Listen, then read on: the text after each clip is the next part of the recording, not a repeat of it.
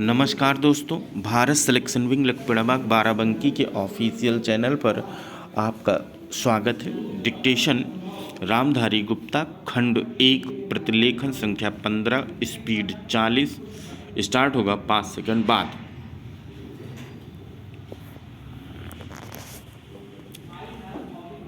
अध्यक्ष जी, किसी भी देश की विदेश नीति अपने में कोई स्वतंत्र नीति नहीं होती, वरन वह किसी देश की आंतरिक नीति को स्पष्ट करती है। उदाहरण के लिए हम अमेरिका को ले सकते हैं। उसने अपने यहाँ अधिक अन्न पैदा किया और जब उसके पास अनाज फालतू बच गया, तब वह अपने बकाया अनाज की बिक्री के लिए ऐसे देशों की तलाश करने लगा जो उधार पर माल ले सकते हों। किंतु हमारी आंतरिक नीति ने यह तय किया कि खर्चीले ढंग से सरकार चलाएंगे और स्वदेशी मुद्रा की कोई राशि आपके पास नहीं बचेगी। हमने कर भी लगा दिए और मुद्रा प्रसार भी कर दिया। कुछ संकट पड़ने के बाद इस बात की आवश्यकता को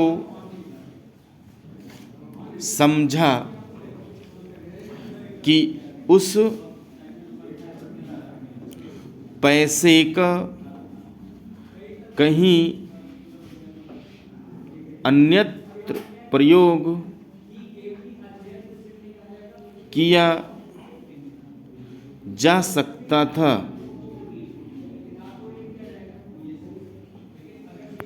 श्रीमान मुझे माननीय प्रधानमंत्री जी के इस कथन पर दुख होता है कि दुनिया के अमीर और गरीब देशों का अंतर लगातार बढ़ता जा रहा है। मैं उनसे यह बात पूछना चाहती हूँ कि भारत की विदेश नीति ने उस अंतर को घटाने की क्या कोशिश की है? क्या भारत के कभी दुनिया की पंचायत में यह कहने की हिम्मत की है कि बालिग मताधिकार के आधार पर यूएनओ का चुनाव होकर एक संसद बनाई जाए? और क्या आप में यह देखने की हिम्मत है कि फौज के हिसाब से कर एक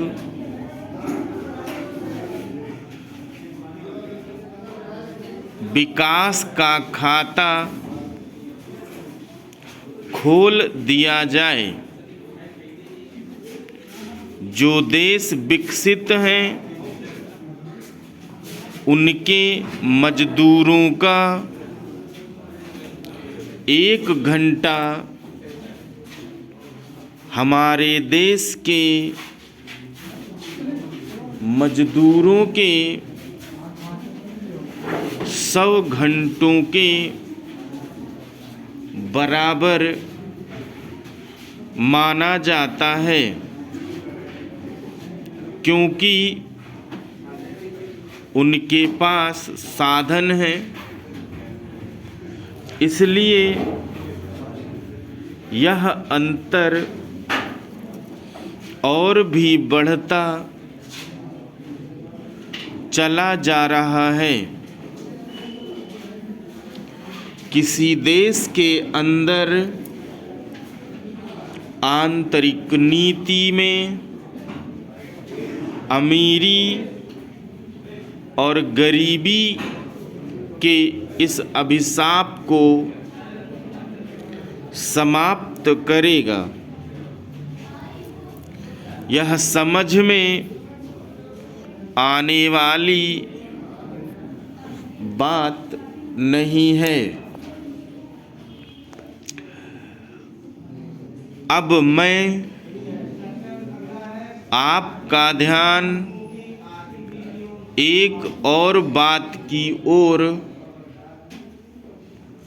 दिलाना चाहती हूँ। पूर्वी जर्मनी को मान्यता देते हमें परेशानी होती है।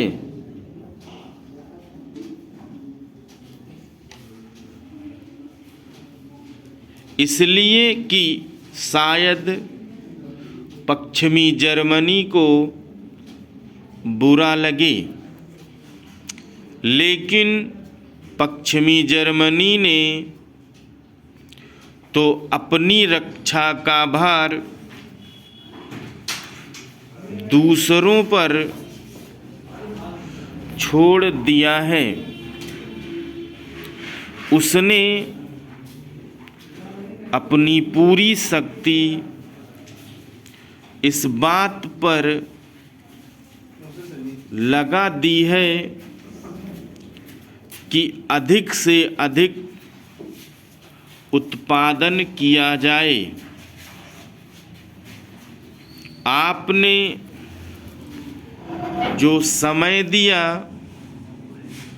उसके लिए मैं आभार प्रदर्शन करता हूँ और आपका धन्यवाद करता हूँ।